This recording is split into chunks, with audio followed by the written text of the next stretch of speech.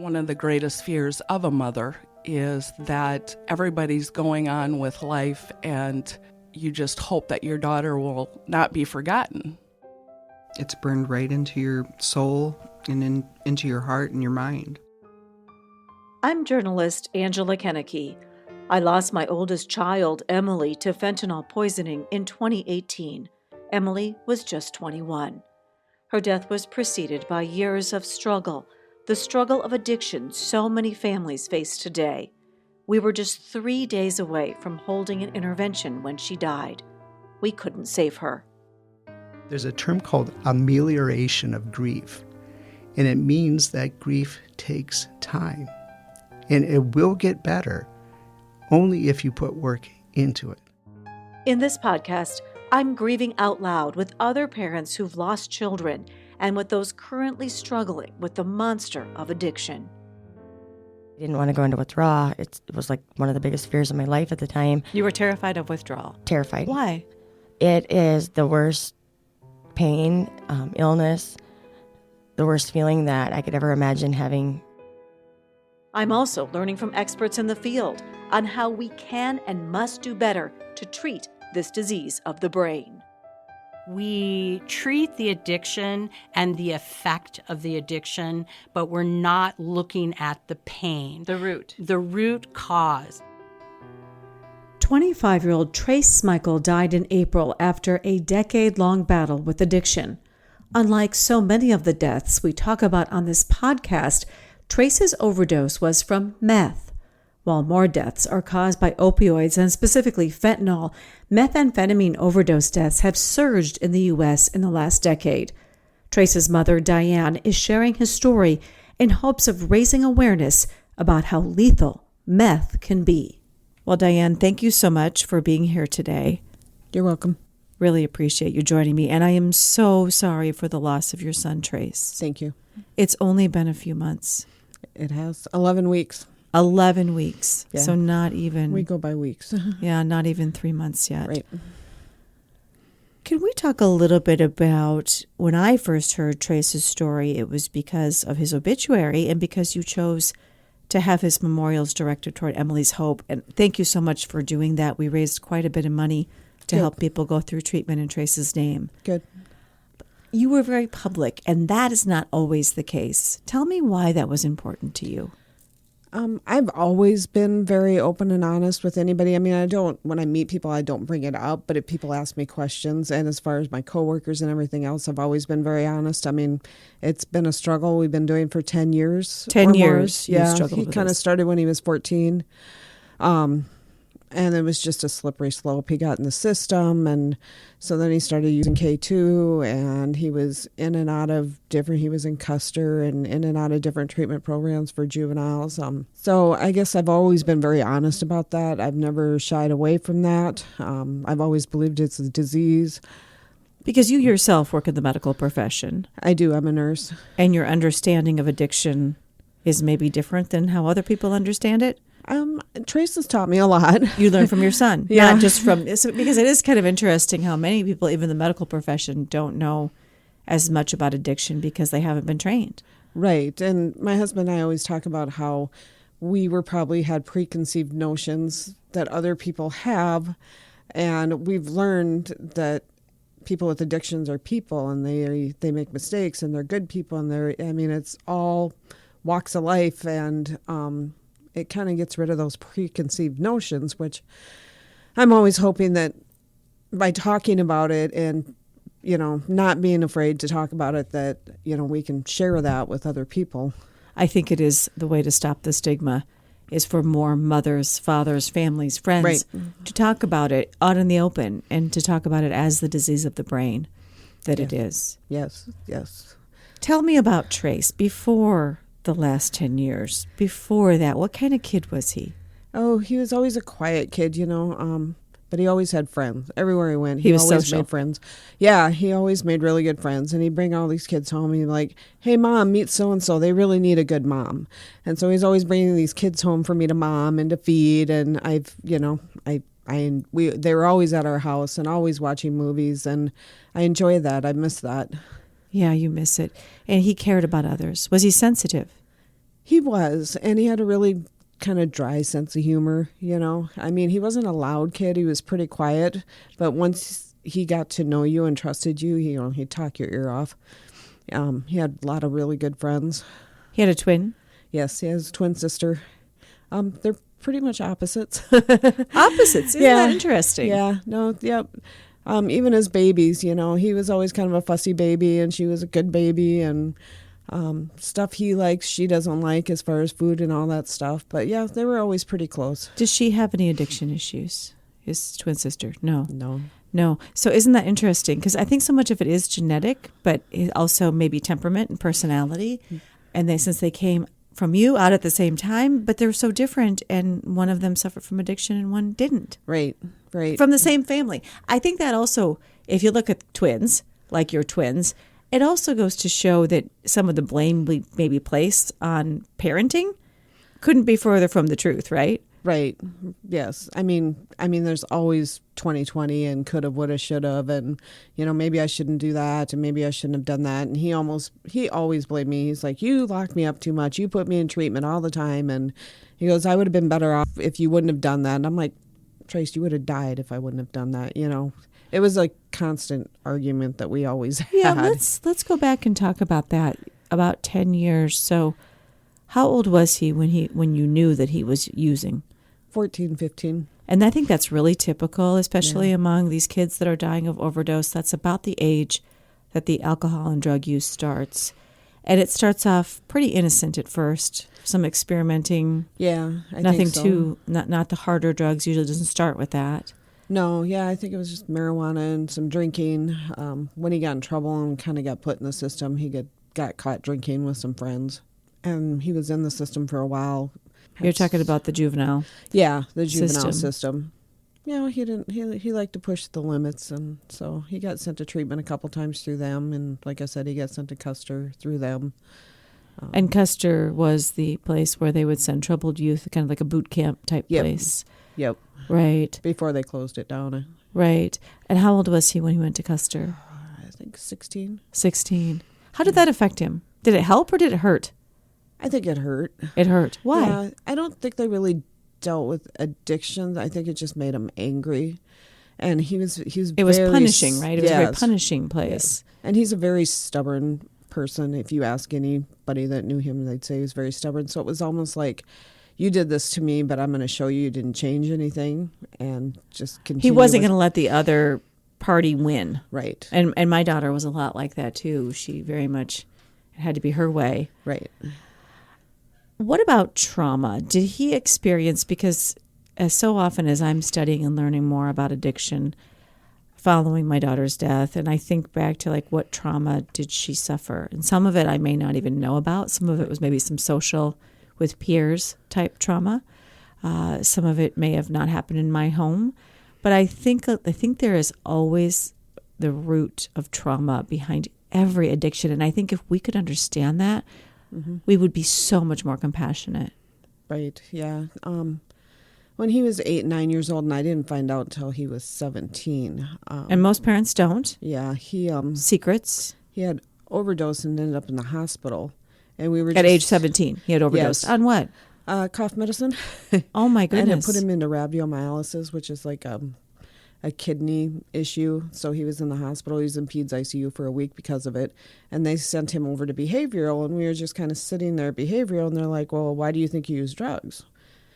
And he said, I was abused when I was like sexually 8 or 9. abused. Yes. How old?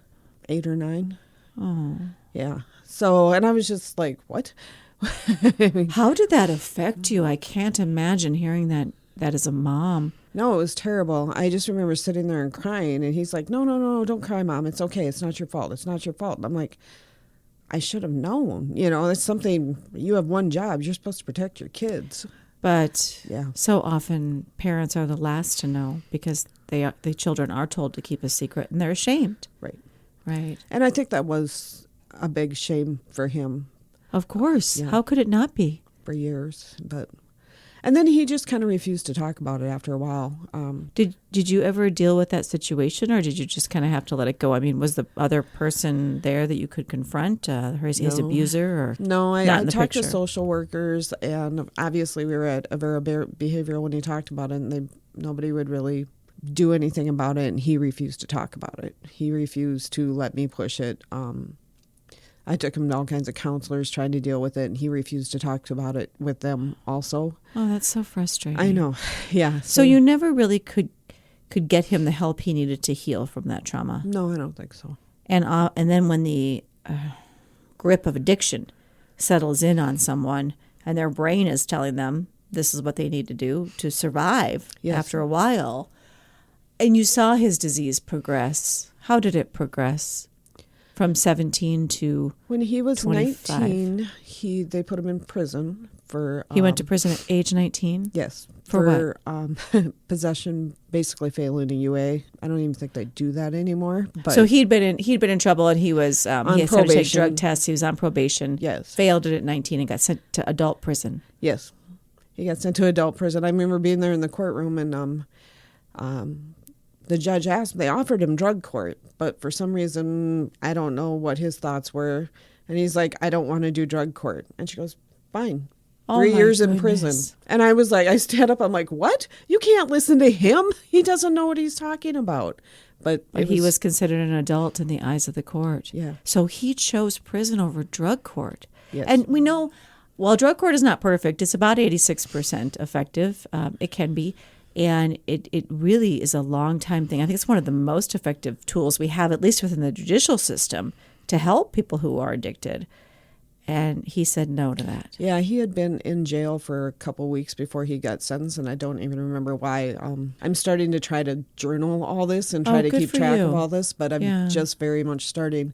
And I don't know who he was talking to in jail. You know, he was very influenced. He's also so young and naive. He didn't know. And he was 19, and he was very influenced by the people around him, and somehow they talked him out of drug court that was a bad thing. So how much time did he spend in prison? 3 years. He spent a full 3 years. Yep, he got out a couple times. Did he get any help or drug counseling in prison? He got his GED, but that's because I called the warden several times. So he worked toward his GED. But in terms of helping him deal with his substance use disorder? No. Nothing. Not a thing. Nope. That? They said he wasn't going to be there long enough to do 3 years anything. isn't long enough to help somebody? With a 19-year-old kid. I mean, he was paroled once, and he went to like a work release thing and screwed up on that. And used again? Was it drugs? Yeah. Yep. I just don't understand why we can't treat people suffering from this disease of the brain as a medical condition instead of a criminal one.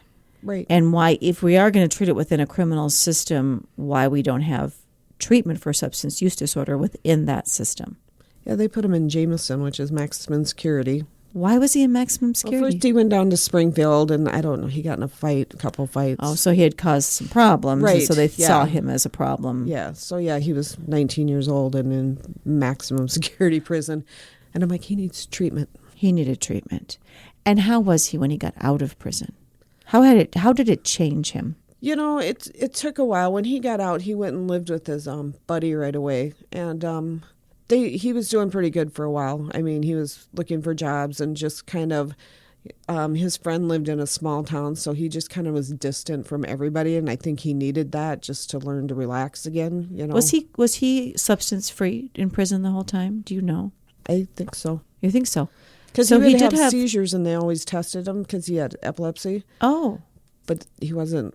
They didn't have him on meds, so they assumed every time he had a seizure that he was using drugs. So they tested him all the time, and he was negative. So it's interesting, but maybe his behavior wasn't his thought process hadn't been transformed. Well, maturity-wise, he was a 14-year-old kid, you know. Because he started using at that age. Yeah. I think it does stunt brain growth, don't you think? Yeah. I mean, his thought process was juvenile, and he's trying to make decisions in a adult prison. You know, it's just right. Because I believe, and I've read some studies about this, whatever age someone starts regularly using, I'm not talking about a little experimenting here and there, right, but regularly using substances, that's the age that they're thwarted at. They're stunted at that age. Right. And they can grow in chronological years, but as long as that substance has been involved and it has been a regular thing, he would really have been emotionally like a 14-year-old. Right. And that's when people would say to me, well, tough love, and you got to make him learn his way. And I'm like, would you turn a 14-year-old out on the streets? Because that's not what I'm going to do. I mean, he was homeless for a time, but, you know, everybody always has this advice. I'm like, he's 14 mentally. I think we parents all tried tough love. I mean, I certainly tried tough love as I was struggling with my daughter, breaking every rule and using substances at a young age. And we get that advice, and it's really hard to do. And I think there has to be something between enabling and tough love, right? There has to be some middle ground where you can still set some boundaries, healthy boundaries for yourself, because we need those, but yet not put someone at risk whose brain is not functioning correctly. Right. I remember one time somebody, I think it was probably an Al-Anon meeting, they said, if your addict is happy, you're enabling. If he's not happy with you or uncomfortable, you're probably doing the right thing. So I'd always kind of, you know, try to guide my decision-making where he was concerned based on that. I didn't want him happy and comfortable. I wanted him to have to work to do better. Yeah, it's a fine line. Every decision you double check, and sometimes you make good ones and sometimes you make bad ones. Right. And in hindsight, you know, hindsight is 20/20, and maybe you would have made a different decision, or maybe I would have made a different decision at some point had you known better or known differently or something different to do. Sometimes you're just grasping because you're so desperate as a parent, and you just want them to stop. You want it all just to stop, and you want them to figure it out and get their life on track. Right. And they're not doing that. No. And really, I think the takeaway for all of us parents in this situation, all of us who have been in this situation, is that we cannot control another human being. We have more tools when they're still in our home, when they're under 18, but even then, we can't control another human. And then once they become an adult, like he could say, I don't want to go to drug court, I want to go to prison. And it doesn't matter what his mom says. Right? That's basically what I got told by the judge. Just sit down. Well, it's true. He was in the eyes of the law an adult. So how did all of these years of trouble and, he was in and out of, the system, he was in prison, he got out of prison. How did that affect you in your relationship with him? What was your relationship with him like before he started using? Oh, Trace and I were always close. And I always said I was his best friend and his biggest annoyance. He was the one that I was always there for him, dragging him everywhere he needed to be, arguing with him until, because everybody else is just kind of like, I can't argue with you anymore, Trace. And yeah, we still argued all the time. And sometimes he'd be like, he was never mean or cruel or anything. He always was very kind to me. But yes, he was not afraid to argue with me. Well, he was rebellious, and he wanted to do the drug. Right. And you didn't want him to do it. Right. And he went from starting off with marijuana and alcohol to, you mentioned cough syrup, K2. What else? Oh, I'm sure he did about everything. You think about, everything. But then I think meth came along, and that was... Did he ever talk to you about why he used meth? No, I think he just used meth, and that was it for him. I mean, he was never a downer kind of person. I mean, I kind of assumed when he died maybe that's what happened, but it was still meth. The cause of his death was meth toxicity? Yes. Methamphetamine toxicity, which is a meth overdose, which isn't as common as opioid overdoses, but it is growing in numbers. So I think our audience is going to be very interested to learn about what you know now about overdosing and dying from meth. What do you know now after this has happened? He had such large amounts in his system. It still just kind of baffles me because I know that he's done a lot of meth. And he used to tell me, he's like, don't worry, Mom, I use meth. You can't overdose on meth. But he believed he couldn't overdose on meth. Yeah, and clearly he was wrong because he did have fentanyl and morphine also in his system.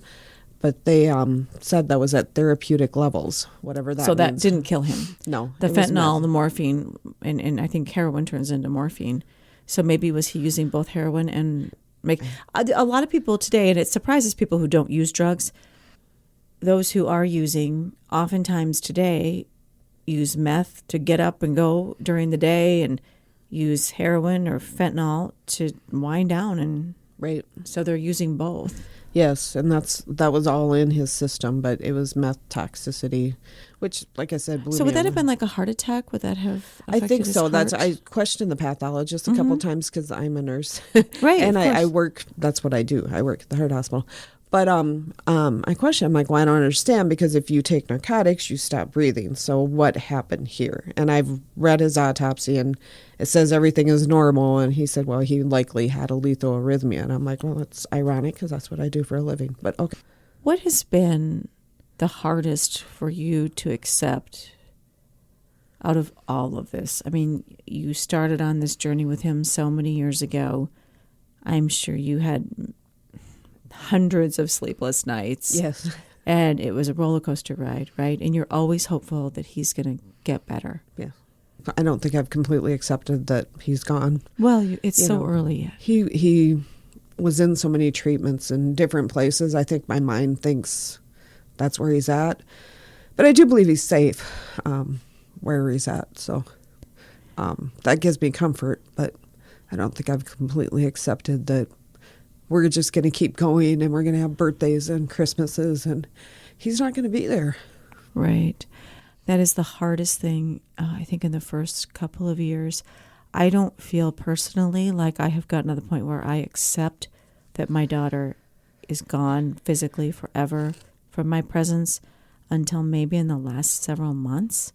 So I think it's just, and even then, maybe it's not a constant acceptance, but I do accept it more. Just the other day, I was in a place and there were some TV screens and there was a gymnast on the balance beam, and my daughter was a gymnast. And, I got very, very upset and sad. That just triggered. There's triggers. But I know she's not coming back. I know I will never see her again. But for the brain to accept that, I think it just takes time. And I've read, the first year is the first year of the first of them not being there. And you always get, a lot of support, a lot of all that kind of stuff. And it's the second year that's really hard. So Yeah. I feel like I don't have anything to look forward to for a while. It's still going to be a hard journey. Right. I felt like I didn't have anything to look forward to for a very long time. And some of the things that I used to look forward to, I stopped. They didn't really mean much to me anymore, like a vacation or something that you would look forward to in life, right? Yep. I'm starting to get that back. So I think that can come back. Looking forward to the small things or the little events you have going on or getting together with friends. But I would say the first couple of years, I think that's a pretty typical response of feeling like there's nothing to look forward to. It's just the loss is so large, and it's your child. And our children are not supposed to die before us. That's what I always say. I had one job. When I talk to my counselor about guilt and stuff, and they're like, I hope you don't feel guilty. I'm like, I had one job. And I do. I used to say to my friend at the end of the day, if Trace died tomorrow, do I feel like I did my best for him? And almost every day I do feel that way. So I have that comfort. But still. I have to say that meth is bigger than you are. Yes. Meth's hold on him, or just drugs in general, the power of those substances were bigger than you.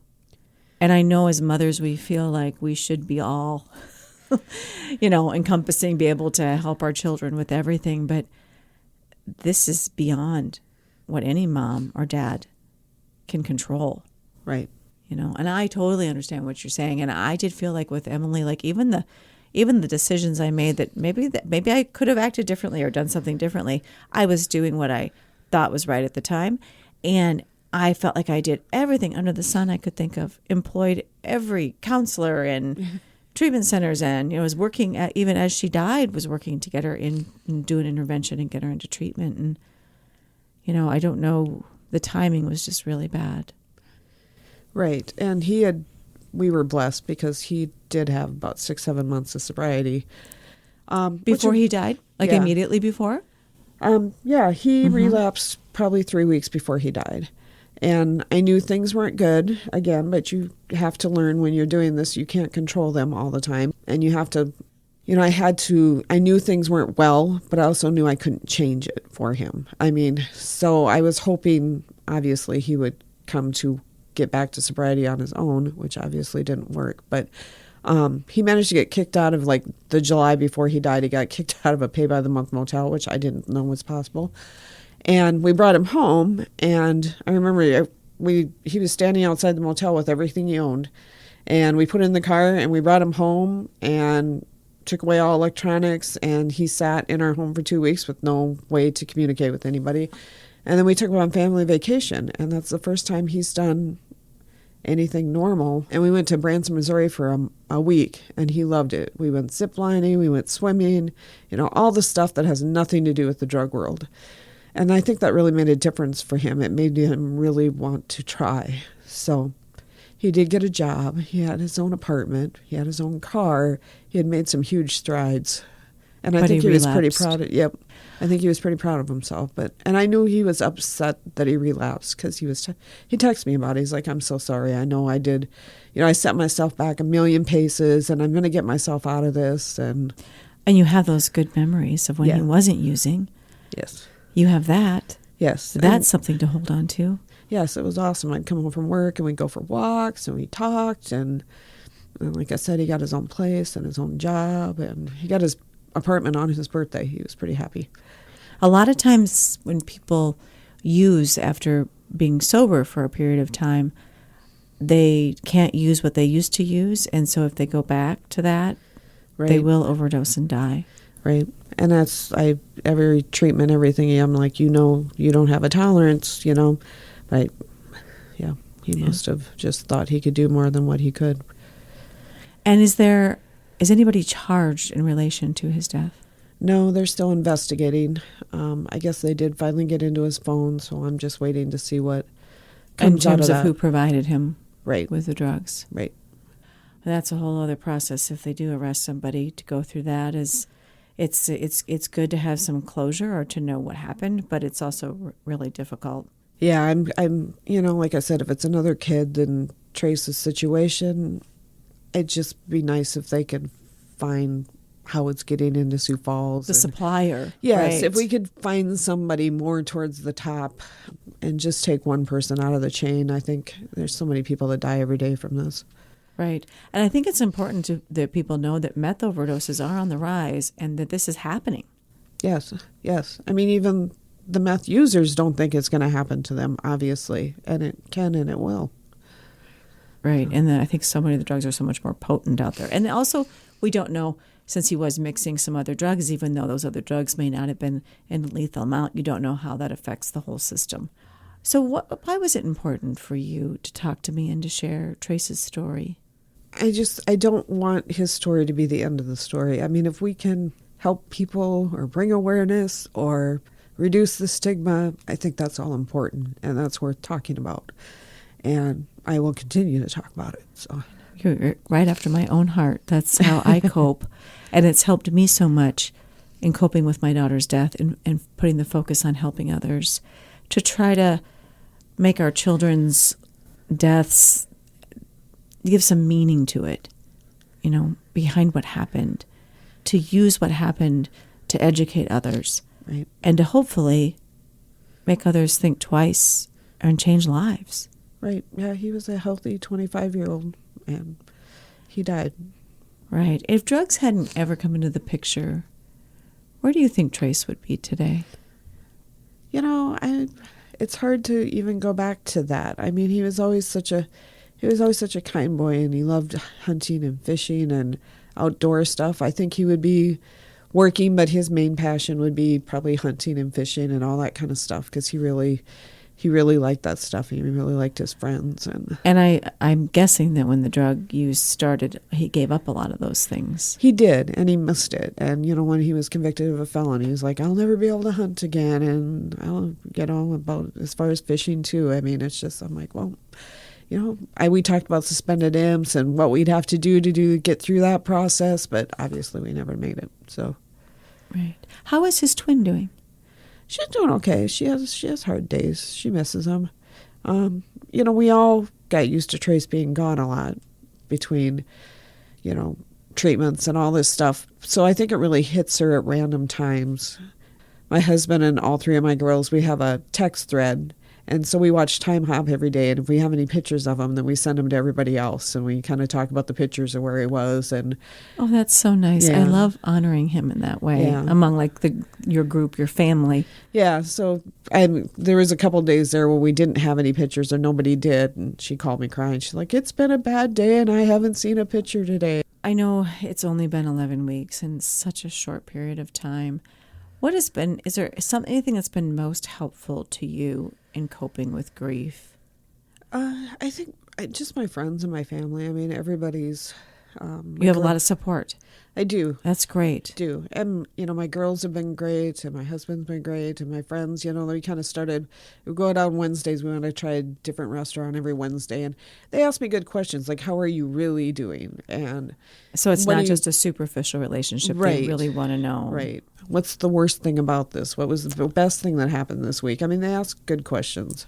So I really appreciate that. I do have a lot of support. And they're all supportive of Trace, too. They all cared about him also. So. Right.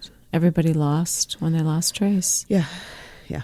And his friends, his one best buddy, he calls me once or twice a week and brings his daughter over, and that's been great, too. He gave me some letters just today that Trace had written him when he was in prison, and Trace always laughed. The only people that know how to write letters are people that have been in jail. But anymore, that's probably the truth. Right, yeah. right. So I was kind of reading through them, and it's just been nice. Everybody's willing to talk about Trace, and that's good. Yeah, that is great, because a lot of times people are afraid to bring up the loved one that we lost, Right. and that I think makes it very awkward and hard on everybody. Just to allow you to talk about him if you feel like it, and if you don't feel like it, you don't have to. Right. Well, I hope you get some answers as to what happened, how he got the drugs and what happened there. I think that can be very helpful to get some answers, and it can also be very painful. Right. It's both. And I sat through a trial with the guys that were bringing crack cocaine and heroin laced with fentanyl into our community. And I learned a lot about the whole lifestyle, things I had no idea. It's painful, but it can also be cathartic as well. Yeah. It's interesting. I have mixed feelings about the whole process, but I text the detective about every Monday. He died on a Monday, just to let him know that I didn't forget about it either. So going through all of this with Trace, and since he was 14 or so, and dealing with, the law and treatment centers and his relapses. If there's a parent out there listening who has a young teenager who's starting to use, who they're worried about, do you have any advice looking back on what you did and what worked and what didn't work? I think I would honestly try to keep him out of the system. It's not that Not get him involved in the right. Because I think in my case, when Emily she was only involved in the juvenile system, but I thought it would scare her. Yeah. I thought it would, that scared straight idea. Right. Doesn't work most of the time. No, they end up being around more people with the same, Right. and they learn more things. And so honestly, I would just try to keep them out of the system, and counseling, family counseling, individual counseling, until they get it figured out. Lots of prayers and lots of counseling. I guess that's my best advice. Boundaries for yourself, boundaries for them. You have to learn to protect yourself too. Yes, and you were very connected with Trace. I mean, so much so that it was almost unhealthy for you, right? Yeah, I did do, we started going, when he was homeless for a while, I was having a very hard time. And we did start going, my husband and I started going to Al-Anon meetings, and they do help. They do help a lot. They allow you to give yourself peace and kind of a break. I think that's the hardest thing for parents. We have no peace, and we feel like this dark cloud is following us around no matter what we're doing or where we're going, because we don't know what's going to happen next. Right. And even the little things, I'll be like, has he drank water today? Has he had food? Is he hot? Is he cold? I mean, just learning that you can't control all that. I mean, you can't control the disease. You can't control everything they do. I mean, I think Al-Anon helps with that. So I guess anybody that's struggling, I would also advise to go to Al-Anon. They help you set your boundaries and stuff also, so you can protect yourself. Yeah, I think there's just finding that balance of setting boundaries but still loving your child. It's very hard for many people to strike that balance. Either they go to one extreme or the other, right? And Trace always, Trace and I had our arguments, but he always knew he was loved. I mean, that was never, even when we were arguing and even when he was making bad decisions, he was still, our time together, whatever we were doing, would always end with a hug and I love you. I mean, he knew that. But love can't fix this either. Love can't fix it. Love is not enough. No, it's part of it. I think connection is a huge part of it, but I really think that if at some point there would have been the appropriate intervention for Trace, whether that would have been the first time he was arrested, when he went to prison, whatever it might have been, the appropriate intervention, he could maybe still be alive today. I think so too. I mean, I truly believe he always called them squares. I think he could have rocked the square life. I think he would have been fine and proud of himself, and he really could have done it with the appropriate support. You can't do that alone. No. Well, I'm very glad you have the comforting memories of that family vacation, and that he knew he was loved, and those are things that you can take comfort in the days ahead. Doesn't make it easy. No, it's not easy, but I do feel at peace with that. I mean, I know that he knew he was loved. Yeah. And I think he's in a safe place right now. And that's about all I know at this point. None of us know, right? None of us, if we say we know, we're just pretending. Right. But we do hope that is the case. And do you ever feel his presence at all? I have a few times, like right before I wake up, I hear we always argued about this because he'd be like trying to find ways because he'd have a job to pass a drug test. And I'd be like, how do you pass a drug test, Trace? Don't do drugs, Mom. And I'm like, so I hear that every once in a while. I hear him kind of laughing and saying, hey, Mom, how do you pass a drug test? And I'm like, don't do drugs, Trace. I've dreamt about him a couple times. I want to dream about him more. For a while there, I was really obsessed with sleeping, with hoping that I could dream more. Because that is a comforting thing. Yeah. To feel like you still have that connection. Right. When the physical connection is just gone. Yeah, just to hear his voice. That's why it was nice reading those letters, because I could just hear his voice the whole time, like he was reading me the letters, even though I know he wasn't. I'm hoping as time goes by, I get more of that. I'm so glad that we've connected, and I'm so glad that you are willing to share his story and what happened. I think it's very important other people hear that opioid overdose is not the only way to die of overdose, that, people die of alcohol overdoses too, but that meth overdoses are on the rise and that it's happening. Yes. To young people that should still be here with us. I'm so sorry for the loss of your son. Thank you. And thank you for joining me. Thank you for joining me for this latest edition of Grieving Out Loud. If you're enjoying the podcast, please consider giving a positive review. Wishing you faith, hope, and courage.